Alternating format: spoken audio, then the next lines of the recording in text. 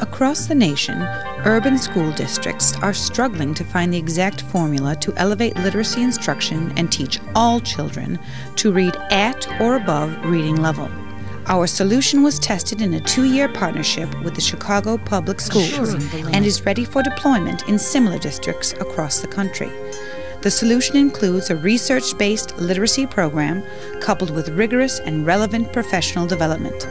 A major challenge of the partnership was to make sure that all of the teachers understood and used the components of the program with high fidelity and flexibility. I think traditionally schools and book companies haven't had a great working relationship because basically you would order samples from the book company, you would find the one that you like the most, you would probably get a couple of days of just initial in-service on the series that you received, and then that was it. That was the end of the relationship. You could very well get 6 months or a year into the program and then realize that you're having problems or difficulties and not have that support that you would need. I think that the partnership that we have clearly shows that a series can work for a school even when there's a lot of apprehension, as we had, I think, as a staff when we first got into the series, as long as you have the support mechanisms there and the feedback that you receive back and forth when we have very real questions that get quick answers or the answers that we need that help support us, I think are just critical. I'm very excited to have the program, especially because we have all the materials at hand. So there's everything there that I need to be able to teach the program efficiently, and I find that it's really working. An important criteria for true buy-in of the partnership by the administrators and the teachers was to understand that the partnership was not something extra to do. It had to be crystal clear that the core program, the assessments, and the professional development were aligned to local, state, and federal mandates. Through numerous professional development sessions, grade-level meetings, and coaching sessions, the administrators, literacy leaders, and teachers understood and appreciated the fact that the mandates of Reading First, No Child Left Behind, and the ISAT were perfectly aligned with the materials and services of the partnership. The priority skills and strategies of the Chicago Office of Literacy and the Chicago Reading Initiative were strictly followed through the practices and components of the partnership.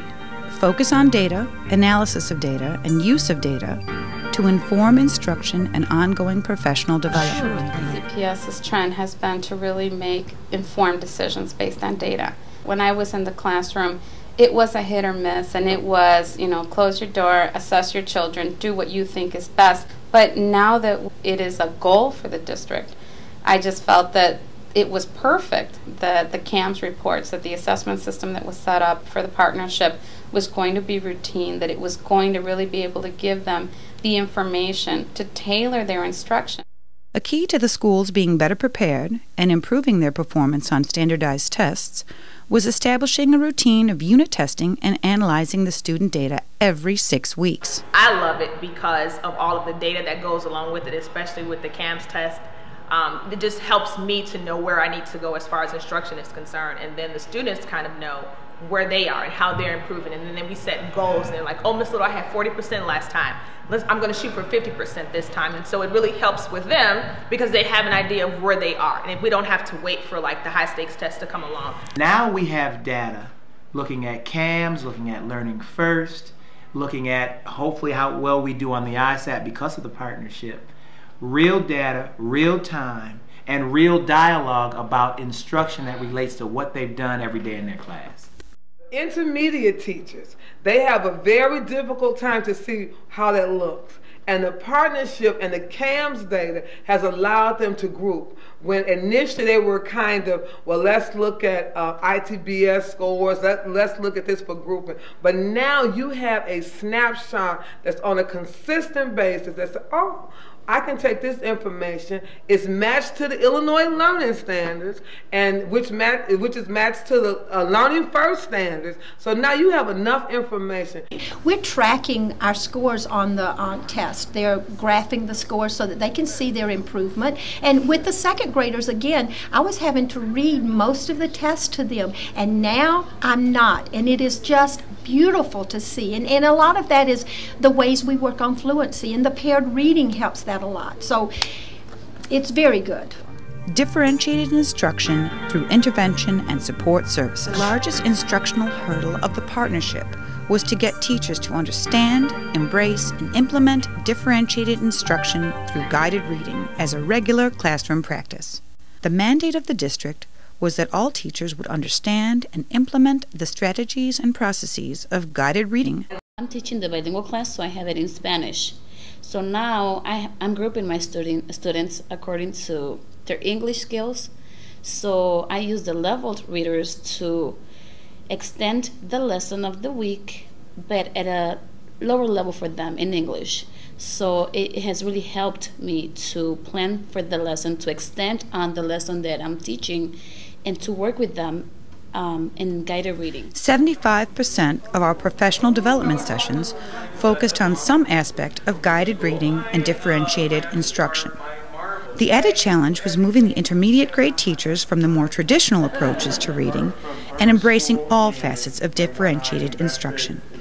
Today, one can observe primary and intermediate grade teachers using, managing, and benefiting from guided reading practices and differentiated instruction. More importantly, they cite how the students are benefiting from these practices. I do centers a lot. I really do like centers. And a lot of programs, you had to supplement. I use the games in every center. I use some of the pull-out papers in the children's workbooks. They have games on them. I'll copy those and make a set for the centers. I'll use some of the games they have in the book for phonics and for word identification purposes. So it helps in that it's a program that seems to understand me, and that I have, as I said, like doing centers, that it gives me different things to put in my centers and learn. And it shows that children learn from doing, not just me sitting there telling them something. Ongoing professional development and coaching of administrators, teachers, and parents. Our focus is on making sure that the professional development that is provided is such that teachers walk away from the experience and principals walk away from the experience convinced that we can make a difference for children. Key to the success of the teachers and administrators was the hands-on monitoring, modeling, coaching, observations, and collaboration conducted by development experts, all proven successful educators in large urban districts. She was just fantastic in terms of guiding me to not be afraid of my high school background, but to utilize it here at the elementary level. She has made me and helped me become a better instructional leader. You coaching me and me coaching my coaches, it's been a collaborative effort around instruction, planning, and good academic practices. We did our guided reading, Assuring the Link Professional Development was powerful. Teachers were actually interactive, using learning centers as if they were the students. So I think that just brought it more into perspective for them and reality for them to say, wow, this is what actual guided reading lesson looks like. And when you do a professional development that way, it's more meaningful for the teachers. The final component in our fail-proof plan is the ongoing teaching and learning of the parents, conducted by Dr. Mary McPherson. There's another component that I'm also excited about this year, and it's working with the parents. It's called Assuring the Literacy Link Between the School and the Home.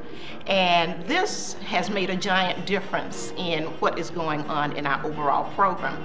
It's unique, and our parents are enjoying it tremendously. After attending Dr. Mary McPherson's first meeting, I was happy to say she helped other parents that had no idea of what to do with their children and how to get them to understand reading.